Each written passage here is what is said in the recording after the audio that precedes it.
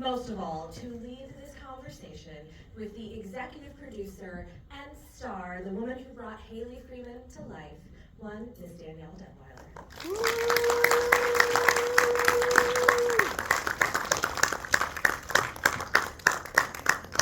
Hi, everybody.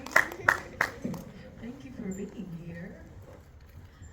Thank you for being here and literally putting, blood, sweat, and tears, definitely lots of the blood, into this film. And I kind of wanted to start with that. What was it about Haley initially, either from the script or talking to RT or even the novel that it's based on, that made you say, I want to give this much of myself to her? Yeah, it was all about the land, largely, at first. And having that conversation. He did the, divine little sweet thing and sending a letter and when the script was sent and, life was going in a certain particular way, but this came during the strikes.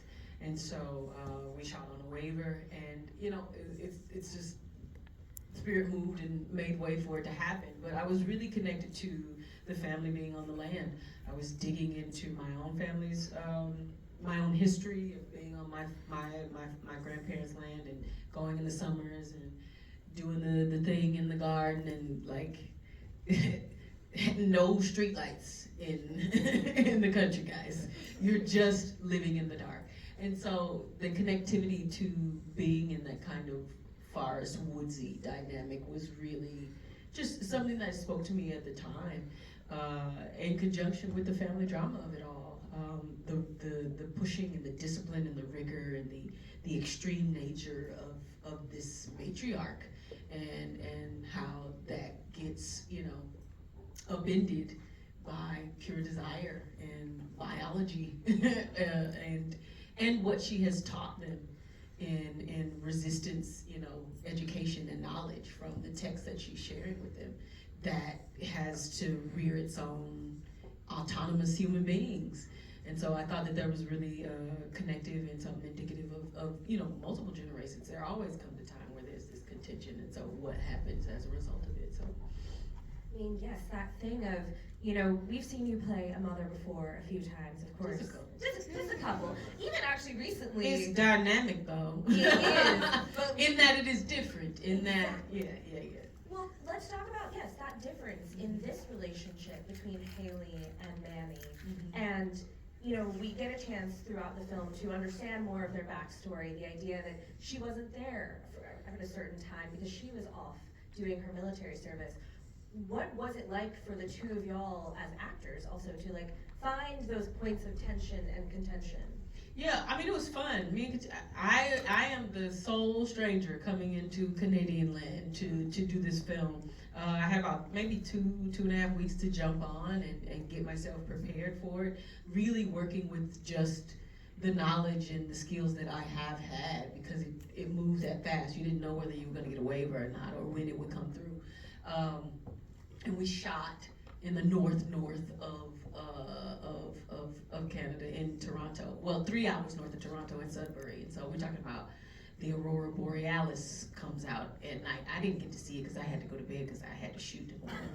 But other people did. And it's just a divine, cosmic thing to happen. So it's just locating you in that space. And Katim and I, along with the entirety of the cast, we are just focused on building that artist family. You say yes and or and ... right? Because you have to. Michael Gray Eyes and I just immediately locked in. He is a thinker, an academic, a pure artist who has done all kinds of projects, and I learned a lot from him, and that it was, teaching me about indigenous agrarian practices as well as Cree language, and then and just learning from the young folks, right? I am enamored by them, and highlighting who played Cookie. That was her first project, respecting young folks as the autonomous actors that they are, and just them coming with their own fresh ideas and having that conversation with RT, and that's just what we had to work with, as well as working with the stunt crew to really refine the military aspects of it, and just pouring in fun, Okay, so you said 2.5 weeks really once things got rolling. So are you telling me that you came already with them gun-toting skills? You were. You don't see these guns? I literally do see them. Yeah, I mean, yeah, I move with a particular ongoing practice of physicality with the body. Dance is my first medium, and so, you always want to be ready in a certain kind of way. I think I might have been training a little bit with my trainer in preparation for some of the work and the movement, right? Because like the first couple of days is just me toting a gun, over long distances. I'm like, great, thanks RT. I appreciate you for dropping me in hardcore. But yeah, at the end of the day, I think it's about being constantly flexible and ready for and agile for whatever's coming. At the end of the day, we're coming to open field, open land, and working in the forest and working in these raw spaces, and production design created them to look really dystopic. Obviously, this is a literal fight for survival, but did you, Danielle, have fun getting into that action mode? Because this is quite intense in the action. It's sweet, I thought. No, I enjoy it deeply. I do. I mean, at the end of the day, I think that she has all kinds of colors. This is a different exploration of what maternity, of what motherhood looks like. There's been the till, there's been the piano lesson and other things in between, but this is, or Woman in the Yard. I don't think motherhood is always sweet and adoring and all of that. We have all of our facets. So motherhood has it, Black womanhood, Black motherhood has it, and I'm keen on showing the full spectrum. And I think that's indicative of so much of the experience of Haley, right? She is an adoring, loving partner in a very agape kind of way, who's balancing the masculine and the feminine with her partner in Galen, right? They're switching off on who leads with and the style of parenting. She has a reverence for history that's shown in the way that they share with the children and the storytelling that she's giving to them. She can be playful, she can be all these things, but she is deeply aware of the survival knowledge and practice that they need. And so that may make her a little challenging and presumably not kind or lovable in some kinds of ways, but bump that. She's doing what she has to do for the wellness of her family. I thought that was probably the most striking part of Haley, is that idea that, because she is so capable and, can handle herself in this way and is at times, a little more stoic or gruff, but we still do explore that she is loved and desired, and that she has all of this feminine within her as well. And I feel like at other times it could have been very in a box. Tell me about with RT, how you all made sure that Haley got to be this fully rounded woman. Yeah, we was all along the way talking it through, because that's what you have when you're in an indie film dynamic the way we were. Just locating where she's coming from. What history is she aware of?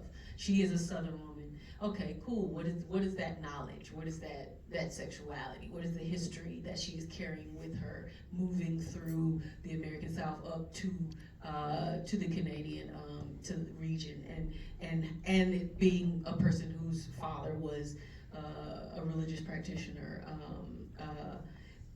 Just the dynamic with Galen specifically, and him being the one who is aware of nature and sharing that, leading with that, and then her listening and being one who can be caught. All of those different spots were the opportunity to really hone and develop the character. The history is everything, right? In developing the context of the entirety of the world of the film, as well as the specificity of developing the character. And she also gets to be funny. Oh, yeah. Why shut up? I mean, yeah, it's delightful. I will say, but funny in the drama. Absolutely, because that is what I think there was the part that you were mentioning was at the end when Manny is going to give his big monologue about how, please, Mom, let me do. She's like, can we just go? I think that was one of the first scenes that we had shot, like I think it was probably 3 or 4 o'clock in the morning. But yes, like that, I'm done with the shenanigans. Can we move forward? You know, and so it's a thing. Like that just goes to show, like RT and I are having a hardcore conversation, because if that's on like the first day, you know, making sure that tracks across time so that we can get to that. Yeah. So as you know, I do want to talk about one more thing with RT as well, because it's my understanding that this dynamic is very much inspired by, you know, his dynamic with his mother. Right. So what were those conversations that y'all had about, yes, that mother-son and how specific this is? I just remember an early conversation, I think like when I could yank him so we could go sit down and have a meal and just share stories and whatnot. But really him giving me, you know, the backstory to his experience with his mom and his brother, and how disciplined she was. She's the one who's pulling out the I want the book report. That is literally from, you know, his own personal history. I know history, you know, I know experiences of that. But you know, I just think he had such a reverence for that, and the need to show the mother-son dynamic in that challenge. I can't remember a whole lot of other tales that were shared at that dinner, but he just entrusted me with carrying her forward, and I just really appreciate him for it, you know. You mentioned historical context, and I do want to also speak about the historical context, obviously, of the title, of what, you know, is eventually explained and shared with the children, the idea of 40 acres and a mule, that this land, as you said at the beginning, this land and defending it is so important because of what it represents. Tell me a little bit about ensuring that was kind of brought forth in this movie, but also not in a way that's digestible, not maybe didactic. I think RT leaned into telling the family drama story, and that, you know, and sprinkle, right? I mean, it may hard hit in some places and being like, but that's how it goes, right? You need to know this, and I'm telling you this like this so that you can have it, you know, and it just goes over their head. The one time when she busts into the room and he's about to, you know, and it doesn't get to, you know. We can be didactic, and that came off as that. It's not a weird read about it at all. It's just like, that's just how parenting can be sometimes.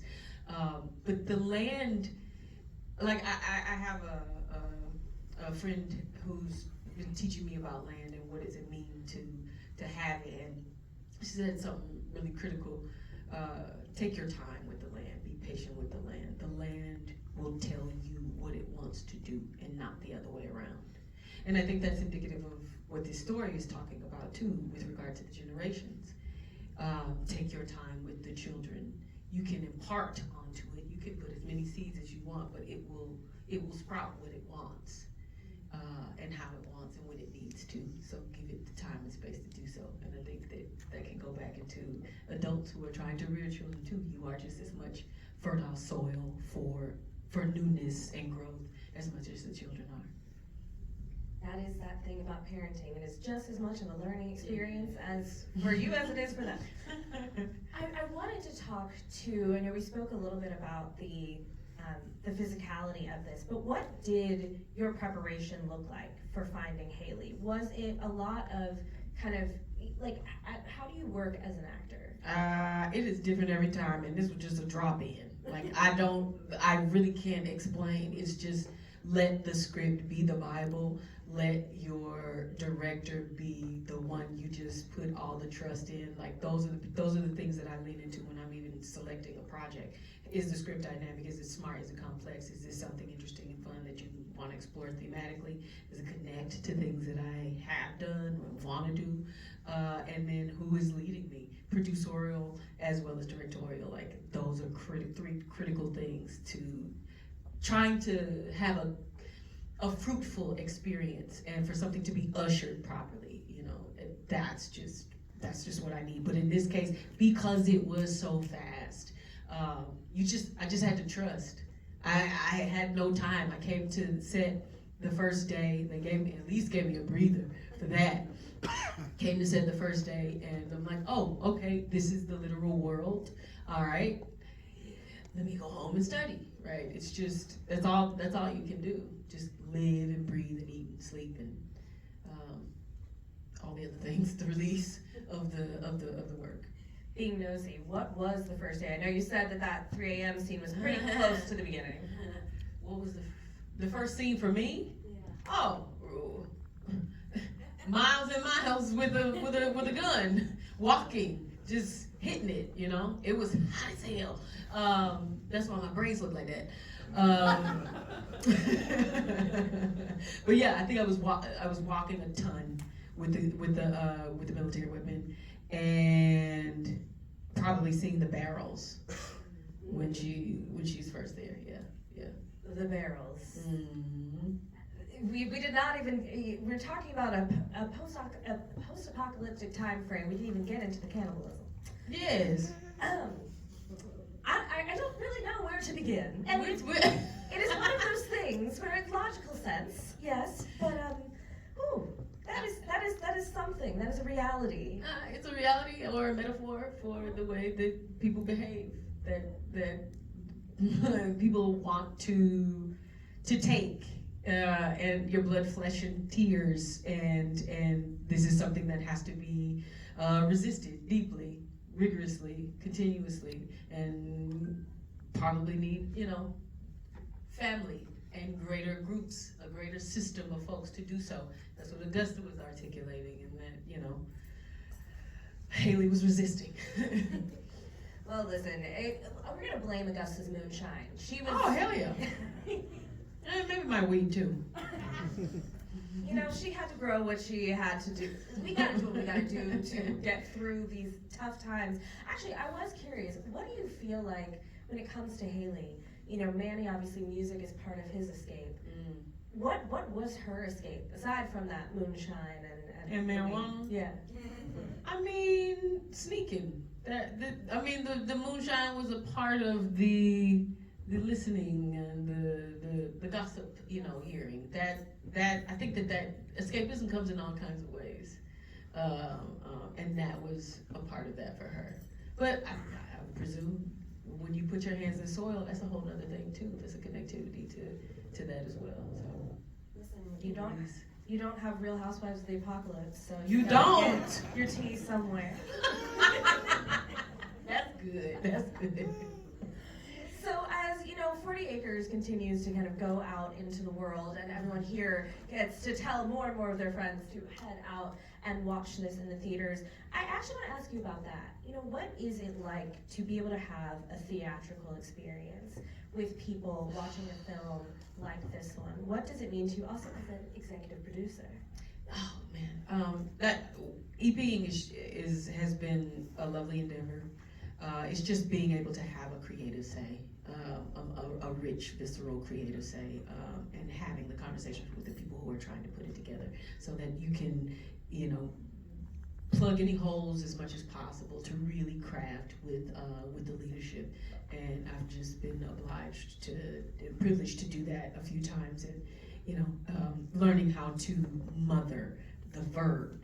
A project. That's what for me, a producer does, and that's what I'm trying to do continuously. So happy to do that at every juncture I can. What do you mean taking it out and having? That's what you want, a community experience. I want to hear the oohs and ahs or the responses that other people are having, because that may inform me to feel and dig a little deeper in a place where I had not prior. I have two experiences with films, right? I watch it by myself. Okay, cool, thanks guys. Yep, looks great, let's do it. And then an experience with the audience, because everybody finds something different. And it's just imperative to listen to the greater community, to understand the world, to understand how people feel things differently. I am a big theater baby, and so I want to, theater is a conversation between the actors and the audience. It's right there, it's energy, it's palpable.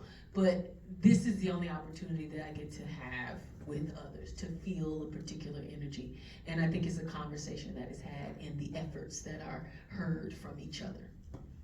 What is something you've heard about Haley or experienced in watching it with people that maybe was even that surprised you, that you weren't expecting? Y'all have said the things. Y'all have been very clear that she is hardcore, that this is rough, this is nasty. You know, like, that's all I've heard so far. Well, it is pretty hardcore, but it is hardcore. And Katam pisses people off. That too. Yep. Emmanuel, that is. We were all Emmanuel, okay? Were we? All, well, I mean, listen. There were moments you didn't listen to your mama. I know there were. Not outwardly like that. And not putting us in peril. I will ask her. Okay. I am not giving you a phone number.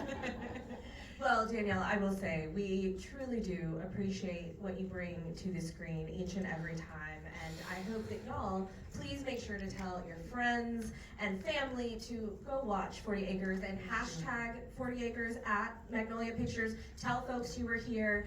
And also go watch her on The Bear, because she is the best episode of the season. FX has nothing to do with this, but give me a little plug anyway. Congratulations, Danielle. Thank you so much. I appreciate you. Thank y'all for coming.